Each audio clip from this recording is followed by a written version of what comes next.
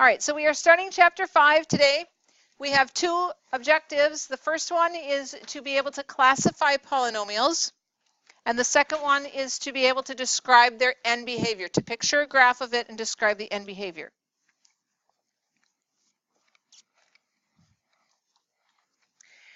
It says a polynomial function has distinguishable behaviors. You can use its algebraic form to help you know things about the graph, and you can use the graph to help you know things about the algebraic form. Okay? They behave in very specific ways.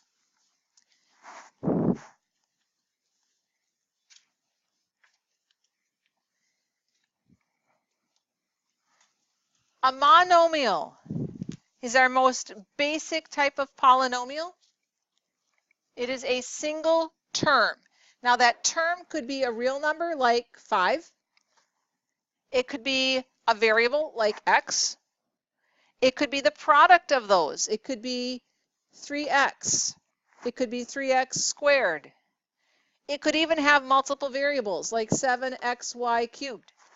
Those are all considered monomials. They're one term. Okay? The degree of a monomial, when we talk about the degree, it is the power of your variable.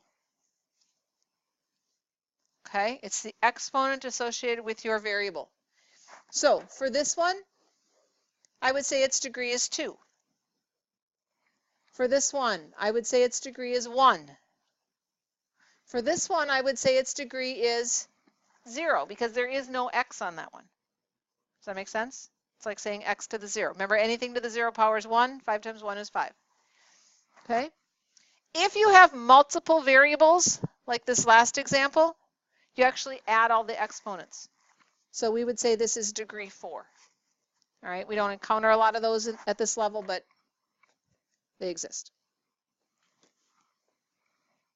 A polynomial is a monomial or a sum of monomials. So polynomial is kind of this general term we use. Remember polygon from geometry? Okay, a polygon has many sides. Well, a polynomial means it has many terms. Okay? So I could write a polynomial, 2x to the 5th minus 4x to the 4th plus 7x cubed minus 31. Okay, that's a polynomial. Has a whole bunch of monomials added and subtracted from each other. Okay, each of these is considered a term. Does that make sense? So your plus and minus signs are basically separating your terms. The degree of a polynomial in one variable, and what that means is all of the variables being used are an x, or all of the variables being used are a y. There's no combinations, okay? So the degree of a polynomial in one variable is the greatest degree among its monomial terms.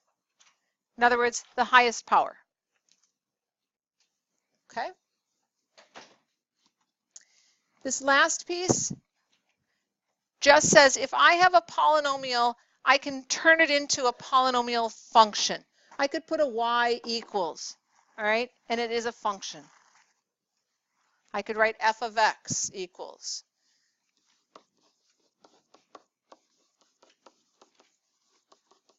All right, that's a polynomial function. All right, in order to do everything we're going to do today, you want your polynomial to be in standard form. To be in standard form, your monomial pieces have to be arranged with your highest power down to your lowest power. Okay? For example, here we have a cubic term, degree 3. Here we have degree 2. This is our quadratic term. Degree 1, our linear term, and our negative 2 there would be our constant term.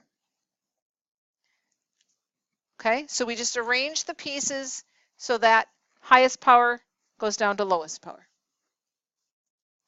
This is kind of the generic way that we write a polynomial. It looks very complicated. We aren't going to have any that have all those little subscripts in there. They're just saying that a sub n is the leading coefficient. It's the coefficient of your x to the nth power piece. Your a sub n minus 1 is the number in front of your x to the n minus 1 power. Okay?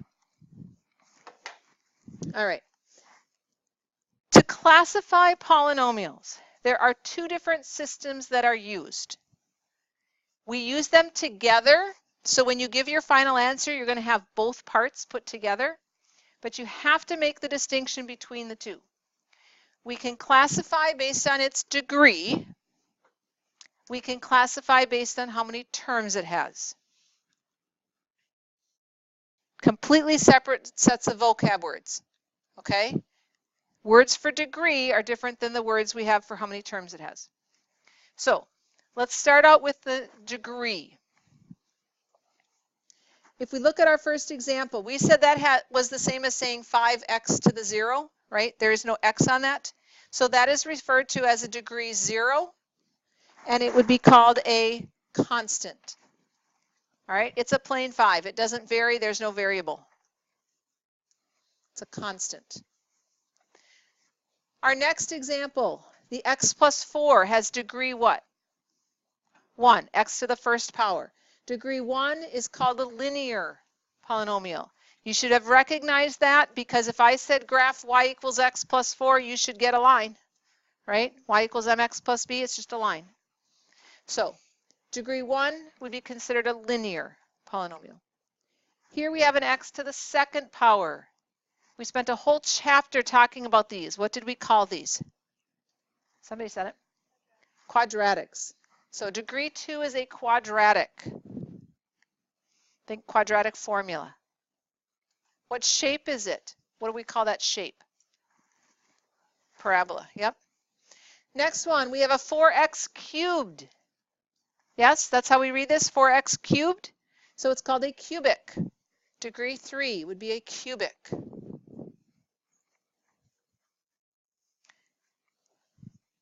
Our next example, we have a 2x to the 4th. Degree is 4. Call that a quartic. Think of 4 quarters in a dollar. Okay, degree 4, quartic. Our last example is degree 5. That's referred to as a quintic.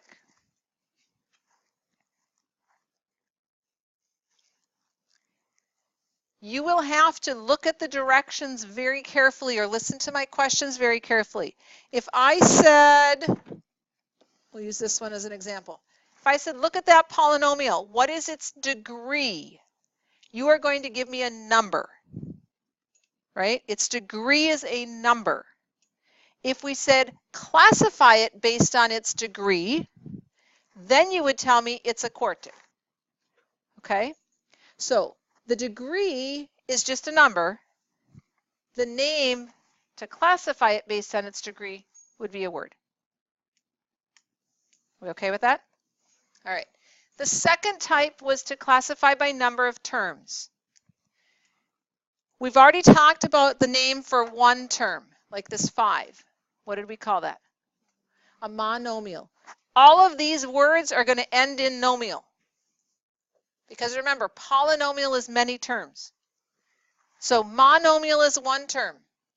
Our next example, we had 2 terms, an x and a 4. 2 terms would be what? Binomial, yep. That next example, 4x squared, how many terms?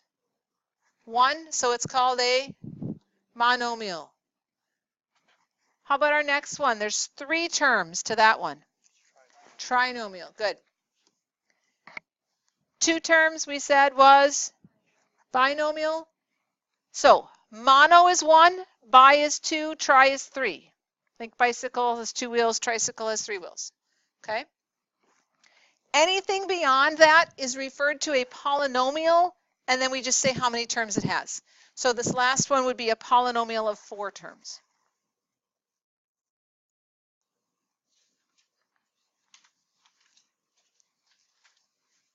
All right, so what we have to do is we have to put our polynomial in standard form.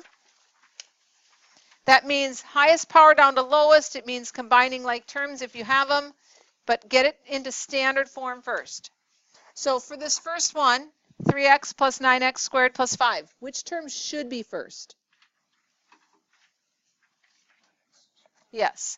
And make sure that when you move terms around, you take the sign of it with it.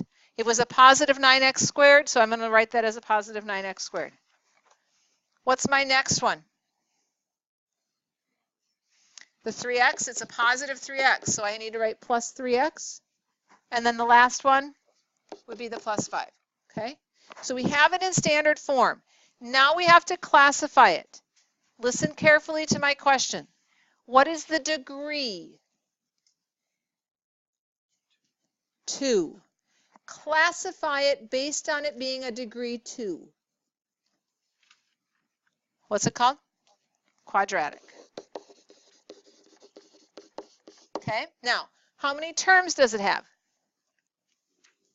3. What do we call it or classify it when it has 3 terms? Good. So we would refer to this as a quadratic trinomial. Okay? So again, you're going to be using both systems of classification. Just make sure you know which one's which. Our next example, what term would be first?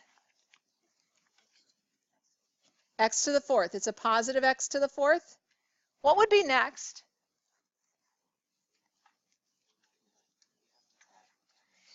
Yeah, we have 2 terms that both have an x squared on them. We want to put those together.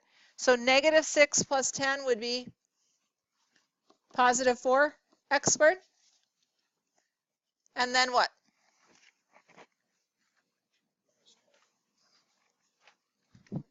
A 4x. The very first one there is a 4x. That would be next in line. And then last would be the minus 12. Okay. Let's see. What's the degree? Degree is 4, so we call it a quartic. Okay. How many terms does it have? 4, so we would call it a quartic polynomial of 4 terms.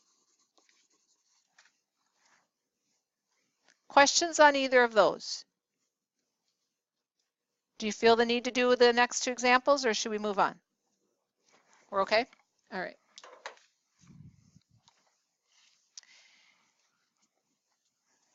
I want you to look at the T-chart that's a little further down on your page.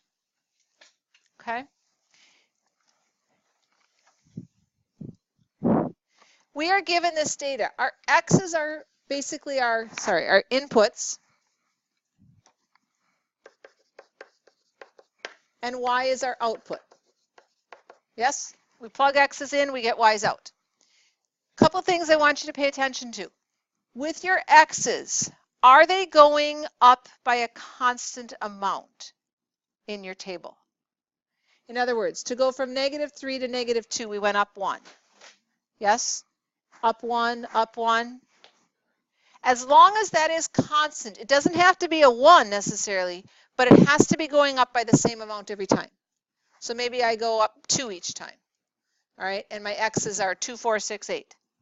Okay, it has to be a constant for this next piece to work. So that's the first thing I want to point out. So it says, if you are given a set of polynomial function outputs, in other words, you're given a list of y values, and the inputs, the x values, differ by a constant. In our example, they were going up by 1s. If you have that kind of data, you can determine the least degree of the polynomial function that would generate that data. In other words, from the T-chart, I could tell, is this data coming from a quadratic equation? Is it coming from a quartic equation or a quintic equation? I can tell from the chart. Okay? What we do, since our x's are going up by a constant amount, we can ignore the x's. We're going to just look at the y values and find the differences between them. If the first difference is constant, In other words, if I look at comparing the y values and I subtract my y coordinates, if I get the same answer every time, then I know my data is linear. If I have to do it a second time in order to get a constant answer, then I know my data has to be from a quadratic. If I had to do it 3 times, then I know my data has to be from a cubic, etc. Does that make sense? So we're going to try this. What I want you to do on the far left side of your paper, I want you to put this column of numbers, just like you see it here. Okay? Your chart is on the far right. I need it on the far left. So just over here,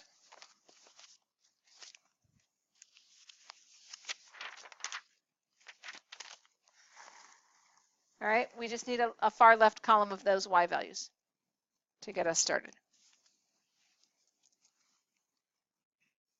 And what we're going to do is we are going to subtract them.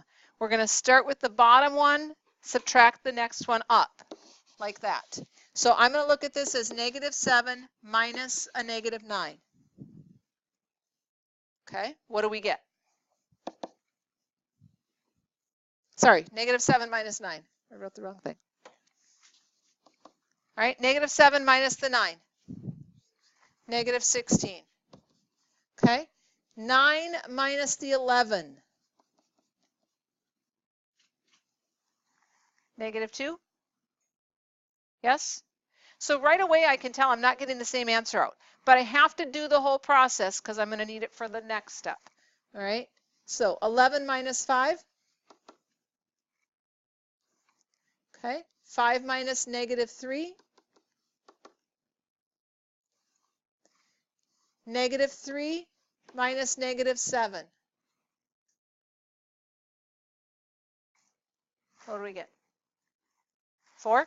Okay. And -7 minus -1. Okay. So not the same answer for all of them. All right. That's considered my first difference. It's not constant. I have to keep going. That means my data is not from a linear equation. We're going to do the same thing now with these answers. We're going to take -16 minus -2. What do we get?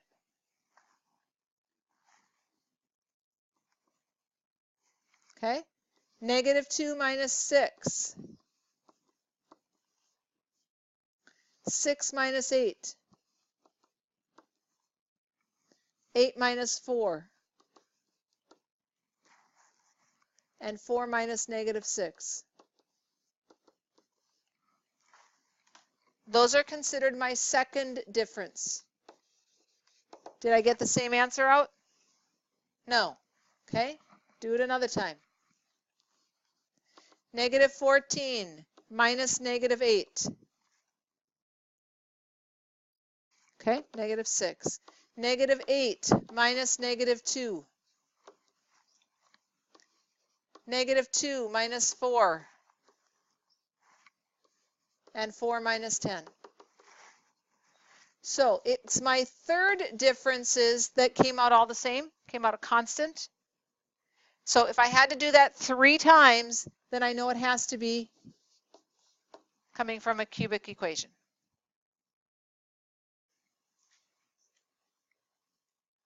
Okay?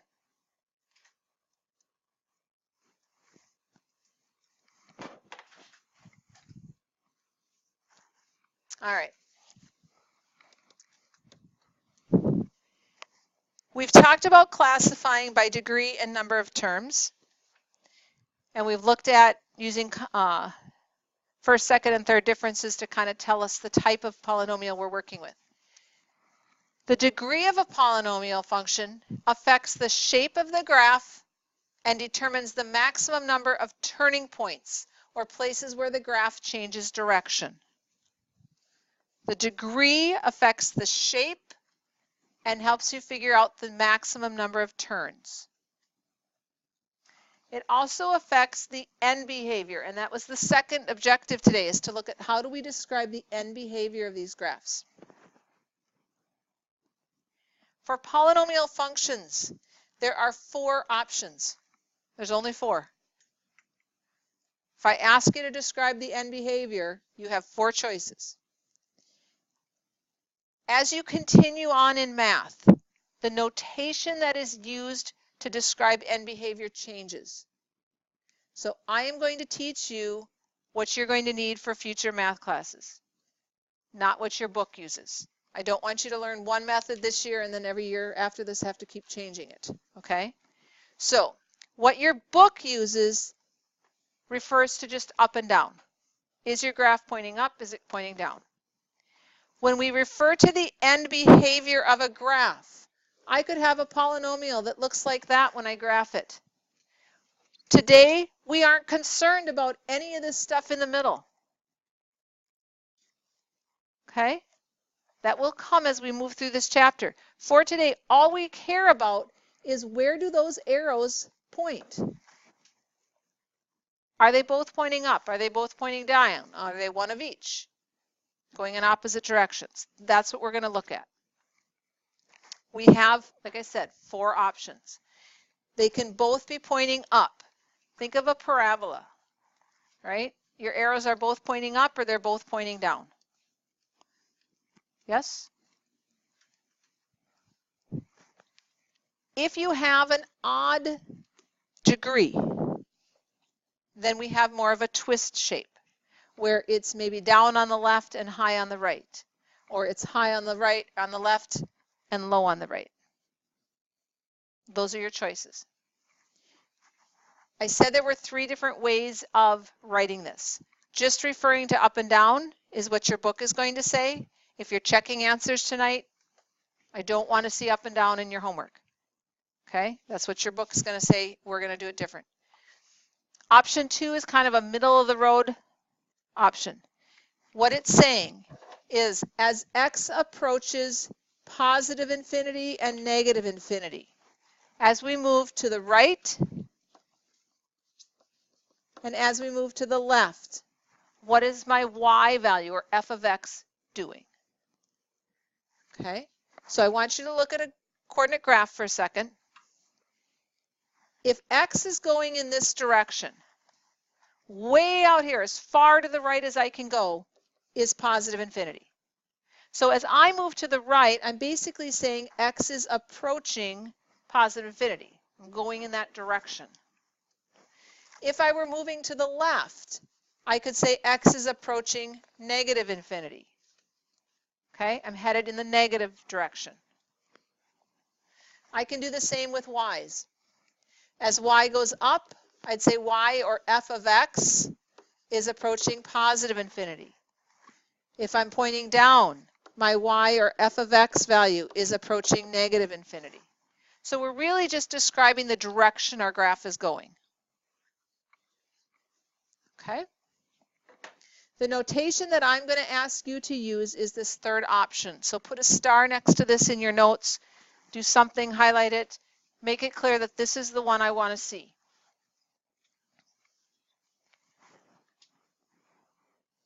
The notation says, what is the limit of f of x? Where is the limit for y?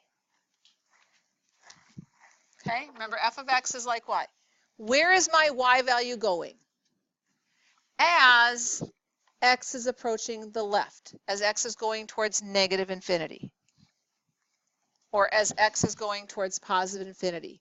What is my y value doing? Is it pointing up towards positive infinity, or is it pointing down towards negative infinity?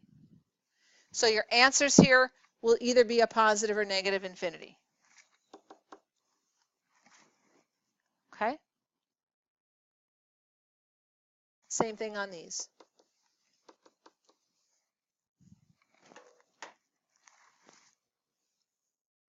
All right, we're going to try one. So how we determine the end behavior. We said there were 4 options. We look at 2 different things.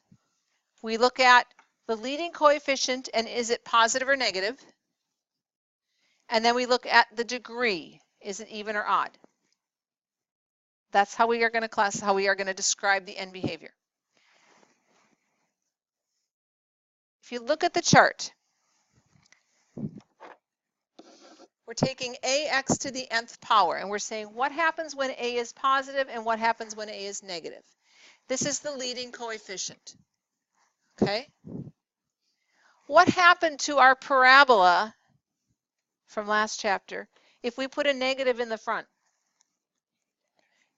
It reflected it over the x-axis, right? It made it go upside down. So think of when it says even degree. If it's an even degree, I want you to think of that parabola. Degree 2. If it has a positive first number, that leading coefficient is positive, both arrows are pointing up. If it has a negative leading coefficient, both arrows are pointing down.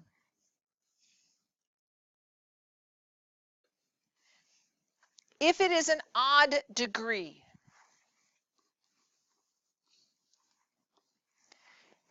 we have a couple options. You can think of just y equals x to the first, or you could think y equals x cubed, right? Odd degrees. Your arrows are pointing in opposite directions. You can match up the two O words, odd, opposite, okay? Odd degree, the arrows are pointing in opposite directions. If it is a positive leading coefficient, like say y equals 5x, well, that's just a positive sloping line, right? So it's pointing down on the left and it's pointing up on the right. But if I made my slope negative, if I made my leading coefficient negative, now it's pointing like that. Does that make sense? And with a cube, it has more of a twist, but the same thing would happen. Okay, so if the leading coefficient is positive, it's going to be low here, pointing down on the left, pointing up on the right. If I put a negative in front, then it's up on the left and down on the right. All right. So any even degrees, I want you to picture parabolas. The middle stuff is not going to look like a parabola, right, in the middle of our graph, but we're not concerned about that when we talk about end behavior. We're just talking about where the arrows are pointing. Anytime you have an odd degree, think of an S or a twist. I often refer to it as a cubic twist. And sometimes it's very pronounced like that, okay? But it still is that twist idea. Even degrees, parabolas, might be something like that. Okay? But either both arrows are up or both arrows are down. All right, our first example here. Make sure it is in standard form, because if it's not, you might be looking at the wrong piece. We want to look at the very first term. So, is this first one in standard form? Highest power down to lowest? All right, then we just are going to look at the first piece. I don't care about the other part of the polynomial. From this, I know that my leading coefficient is a positive, it's a 4, but all we care about is whether it's positive or negative. Okay, so my leading coefficient is positive. That means I have not done any kind of reflection over the x-axis. The other thing I have to look at is the degree. In this case, the degree is a 3, so it's odd. So is it going to have a twist shape or is it going to have a parabolic shape? It's going to be more like the twist. Positive leading coefficient means it starts low and twists and goes up. Okay? We're not going to take time today to graph specific points. You certainly could. You could make a table of values and plot some points. We're just focusing on the end behavior right now. So, to describe the end behavior, I have to write out my limit statements. The limit of my function. And I have to look at two options. As x is approaching negative infinity, and I also have to look at the limit of my function as x is approaching positive infinity. Those are the two statements you are always going to write when I ask for end behavior. And then all you have to fill in is the positive or negative infinity at the end. So looking at my graph, as x is going towards negative infinity, as my x is moving towards the left, is my y value pointing up or down? It's pointing down. On the left side of my graph, my y is pointing down. So I would say the limit of my function as x goes towards negative infinity to the left would be negative infinity. Okay, I'm heading down. As x goes to the right towards positive infinity, my graph is pointing up. So I would be pointing towards positive infinity. Does that make sense? Okay, let's look at another one. Is this in standard form? Okay, so we are only focusing on the first term. We're going to ignore all this stuff. All those extra pieces affect what happens in the middle. They don't affect your arrows. So leading coefficient is what? Is negative. It's a -2, but we just care about whether it's positive or negative. Leading coefficient is negative. How about the degree? Is it even or odd degree? It is even degree. Anytime you see even degree, you're thinking what shape? Parabolas. Okay, so picture a parabola that would have a negative leading coefficient. Does it open up or open down? Okay, so we're picturing this kind of shape, yes? So my statements, what is the limit of my function? In other words, what's the limit for y? Where is my y going? As x is headed towards negative infinity. And what is the limit of the function as x is heading towards positive infinity? What would you say for going towards negative infinity? I'm headed down on the left, right? Negative infinity. On the right-hand side, I'm still pointing down. So I'm still headed towards negative infinity. Okay? How are we doing with end behavior? All right, the last little piece that we're going to talk about, very briefly, is the turns it can make. Okay? We said the number of turning points is based on the degree. Our first statement says the graph of a polynomial function of degree n, where n is 1 or higher, has at most n minus 1 turns. Okay, think about that for a second. If I started my polynomial with 6x to the 5th, its degree is 5. That means it has at most 4 turns. We okay with that?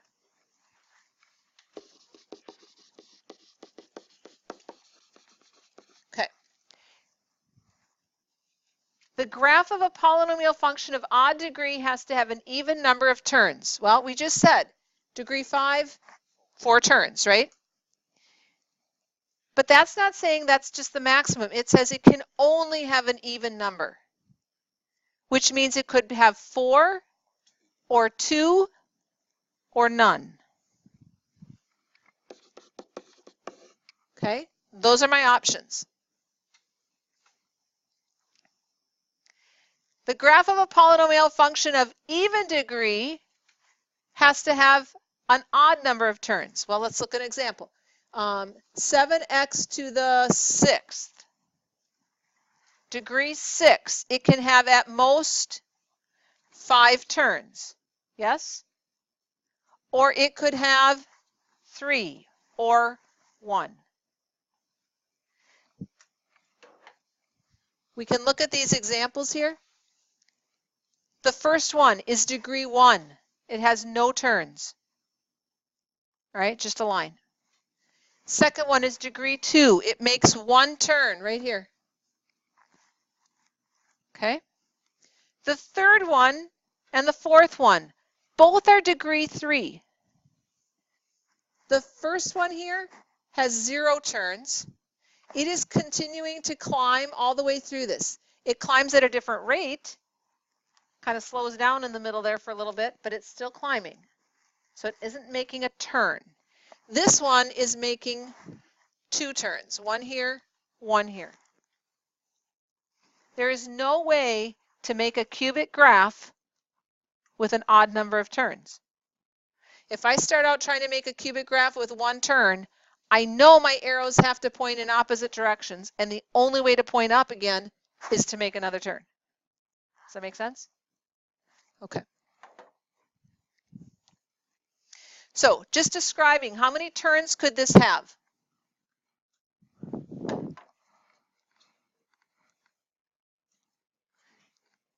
Could have 2 turns or no turns, yes? Now, this is a pretty basic cubic graph. If we plotted some actual points, we'll just do a couple.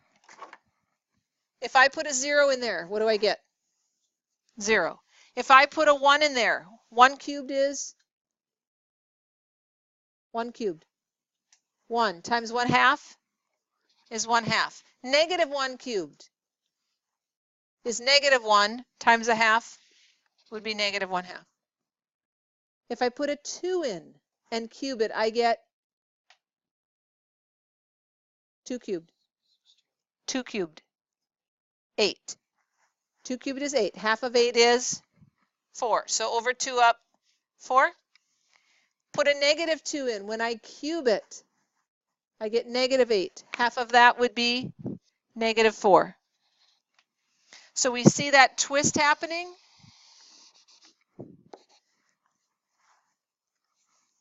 Okay. How would we describe the end behavior?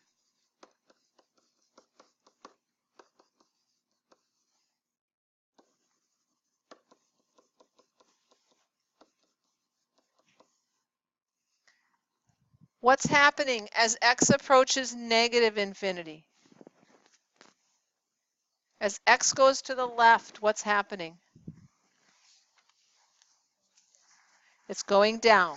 So I'm headed towards negative infinity. As x moves to the right, towards positive infinity, my graph is pointing up. I'm headed towards positive infinity. Okay? It was a cubic graph. We said it could have at most 2 turns. It could have 2 turns or 0 turns. This had 0 turns. Does that make sense? Okay. Notice on this one, we have to base everything on that term because it wasn't given in standard form. If we rearrange those and put them in standard form, the negative x cubed would be first. So what would this graph look like? End behavior. Where are my arrows going? Up on the left and down on the right, correct? Okay, again, we aren't graphing exactly. We're just looking at end behavior. So the limit as x goes to the left towards negative infinity is what? Positive infinity. And the limit of my y values, my f of x, as x moves towards the right, I'm pointing down, negative infinity. Okay, so of our 2 objectives today, can you classify by degree and number of terms? We got some vocab words to learn. Okay, and then end behavior. Do you know the 4 different options?